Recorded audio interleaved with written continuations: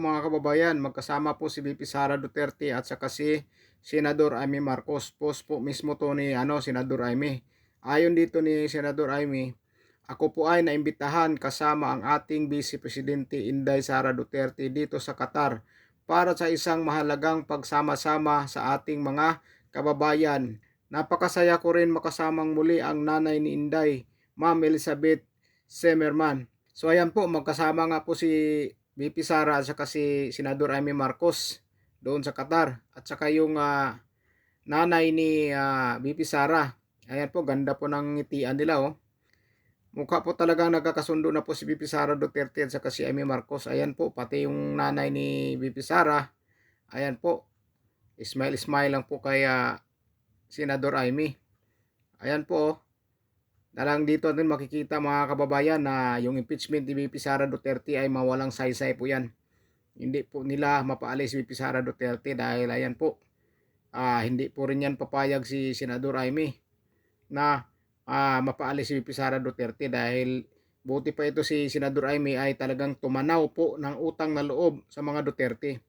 Ito po talaga ang tumanaw ng utang na loob sa mga Duterte sa tinulong nila ni Pangulong Rodrigo Duterte at ni VP Inday Sara sa mga Marcos. Hindi po kagaya ni Presidente Bongbong Marcos, hindi po tumanaw ng utang na loob. Buti pa yung ate niya talagang tumanaw po talaga ng utang na loob. Kaya talagang yung pagkakaibigan nila ni VP Sara Duterte ay hanggang ngayon ay nagpapatuloy kahit nung nakaraan ay nagtampuhan po sila. Ayan, makikita po natin dito. Ayan oh, ang ganda po ng ngitian nila. Ayan, masaya po sila. Yan. Ngayon, basahin po natin dito yung reaksyon. Ayun, lahat po ng reaksyon, no? Marami pong natuwa na magkasama po si VP Sara at saka si Senador Amy Marcos at saka sa nanay ni VP Sara. Basahin naman po natin yung mga comments dito. Sabi ni G. Bauson, VP Sara, ingat po kayo. Sabi dito ni Enrico, bird with the same feather flock together. Wow. Ang sabi naman dito ni Aritmon, sarap Jollibee dyan, Ma'am Amy. Friendship, sana all. Sabi dito ni Stephanie, wow, love it. Please continue working with mahal naming BP DDS para sa pagbabago. Watching you from Scandinavian country. Saan lugar to? God bless you both. BFF mo nga talaga si Inday, hihi. Sabi dito ni Binibikta, sila talagang magkaibigan. Totoo po yun, talagang magkaibigan po silang dalawa. Dahil po si Senador Amy Marcos ay talagang tumanaw po ng utang na loob sa mga Duterte o natulong ng mga pamilya Duterte sa pamilyang Marcos. Na ipaglibing yung dating Pangulo na si President Marcos at natulungan din po ni Bibi Sara Duterte si President Bongbong Marcos na manalo. Pero kabaliktaran ang ginawa nila dahil ginigipit nila yung mga taong tumutulong sa kanila. Pero ito si Senador Amy talagang tumanaw ng utang na loob. Kaya siya po ang tumanaw po talaga ng utang na loob. Kaya magkakasama sila ngayon. Sabi naman ito ni Jane, wow, Senator Amy, ipinaglaban nyo dalawa ni BP para sa tama. God save the Philippines. Tama po, maganda po yan. Sabi dito ni Mary, great picture.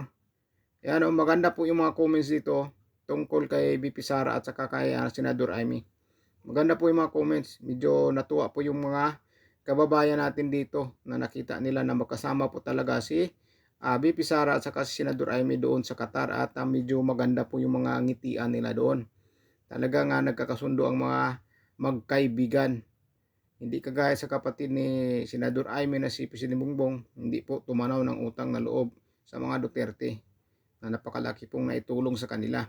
Pero itong ate, talagang tumanaw ng utang na loob. Ano po ang masasabi nyo po dito sa pagkakaibigan ni VP Sara Duterte at ni Senador Amy Marcos? Wala na po ba talagang awayan ito o talagang tuluyan na po ito silang magsasamang dalawa na bilang magkaibigan? Walang iwanan. Kasi nakikita ko dito mukhang masaya naman po sila dahil kasama na nga po yung nanay ni VP Sara. At saka mga kababayan, pakinggan po natin yung pahayag ni Freddy Aguilar o huling pahayag ni Freddy Aguilar. Dahil po siya ngayon ay wala na po. Sumakabilang buhay na po siya. Pakinggan po natin. Nakakalungkot po, Freddy Aguilar. Pumanaw na po. Siya po yung tao na grabe po ang suporta ni Pangulong Rodrigo Duterte. Napakalaki po ang suporta niya kay Pangulong Rodrigo Duterte. Mahal na mahal po niya si Pangulong Rodrigo Duterte. Kaya bago po siya namatay, may huling ano po siya, yung huling panayam po niya sa News Blast. Panoorin po natin yung mga sinasabi ni Freddy Aguilar, yung huli na niya, huling interview. Pakinggan po natin, dito po natin malalaman kung gaano po niya kamahal si Pangulong Rodrigo Duterte. At saka isa pa, isusunod natin sa balita, yung anak ni Abante magiging tagapagsalita na po sa House of Representatives. Kinuha po siyang tagapagsalita yung anak ni Abante na yung dating councilor sa Maynila. Yung bumanat kay VP Sara Duterte. Itinalaga na po bilang tagapagsalita ng House of Representatives. Another clear na naman po. Sigurado po yan, another clear na naman. Pangalawang clear na naman ito mga kababayan.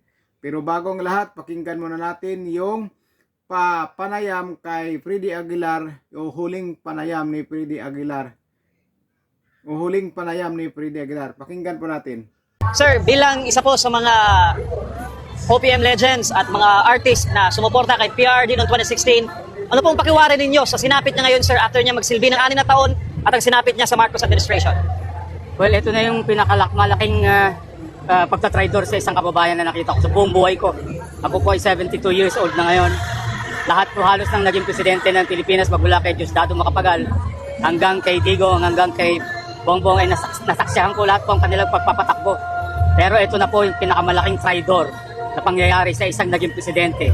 Kasi po kahit tapos na po yung termino ng isang presidente, dapat pa rin po natin igalang yung kanyang pwesto dahil naging presidente nga po siya ng bayan natin nung araw. Bukod pa doon, isa po si Presidente Duterte o si Digong kung tawagin namin sa napaka-popular na presidente na nasaksihan ko rin sa buong buhay ko. Siya na po yung pinakamahal at minahal ng mga Pilipinong naging presidente. Sir, way back 2016 until now, bakit po niyo sinuportahan si former President Duterte? Kasi nga po yung programa niya maganda. Wala pong naglakas loob na ganyan na naging presidente nung araw. Lahat po nung naging presidente natin nung araw parang pan-display lang sila. Wala silang ginawang solid na pagbabago dito sa Pilipinas. Nung po si Digong, kaya ako sa sinuportahan doon pa lang po sa plataforma niya sa anti-droga, doon po nagkasundo na kami.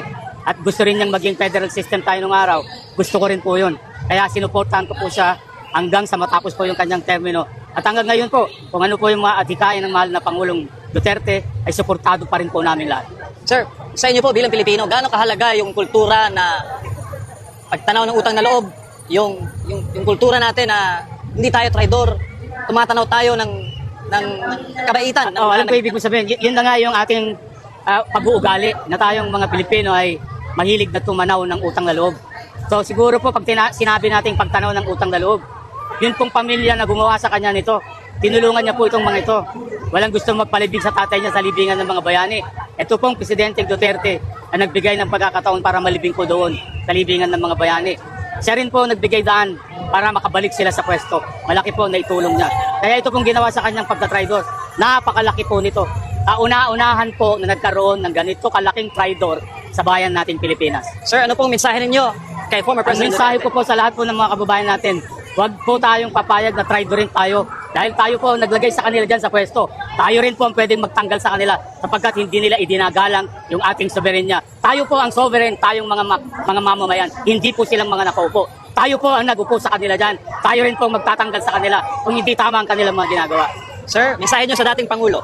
Ang masasabi ko po sa dating Pangulo, mahal ka po namin, Digong. Hindi mawawala yung pagmamahal namin sa iyo. At susuporta kami sa iyo hanggat sa kakayahan namin, hindi ka namin iiwanan. Yun po yung panayam ni Freddy Aguilar. Huling panayam po niya yun doon sa ICC sa Netherlands.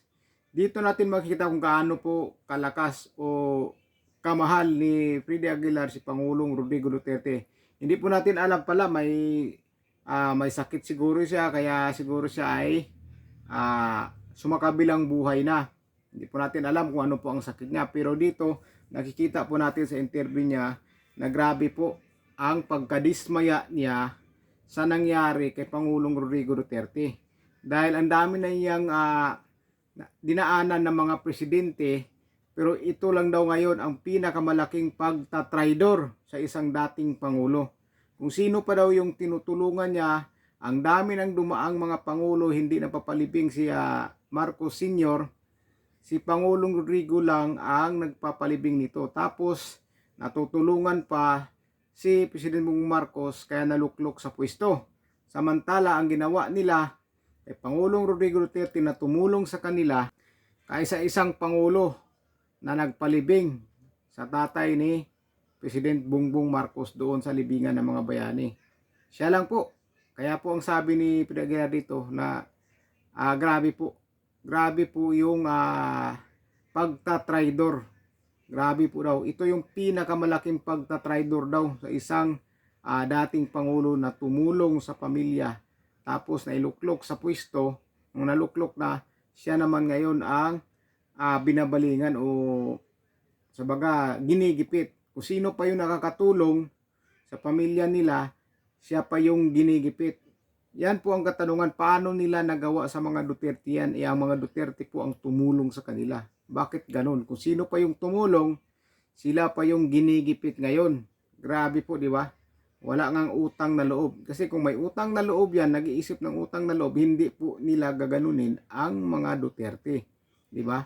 Kung tumanaw ng utang na loob. So, ibig sabihin, wala talaga. Hindi po tumanaw ng utang na loob. Kaya dito po nadismaya si Freddy Aguilar. At isusunod naman po natin, papakinggan din po natin ang panayam ng anak ni Abante, yung abogada, yung bumanat kay BP Sara Duterte. Yung tumira kay BP Sara Duterte, yung binakbakan si BP Sara Duterte dahil pinakita ni BP Sara Duterte yung mukha ni Abante na labas yung dila.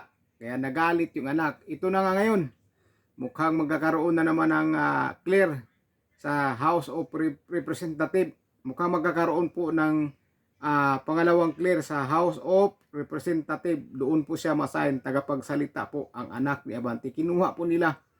Sigurado, mag-ala clear din po ang mga tirada dyan. Sigurado yan dahil galit na galit po yan kay BP Sara Duterte dahil dun sa binira ni BP Sara Duterte si Congressman Abante nun sa kampanya nila ni Mayor Isko Moreno. Sigurado, mag-ala clear din to pagdating sa mga Duterte. Pag mga katanungan tungkol sa mga Duterte, sigurado mag-ala clear ito. Kaya yung mga comments ka, sabi na may isang clear na naman na uupo o tagapagsalita. Kaso doon sa House of Representatives. Attorney Princess Abante, I believe I will assume starting today.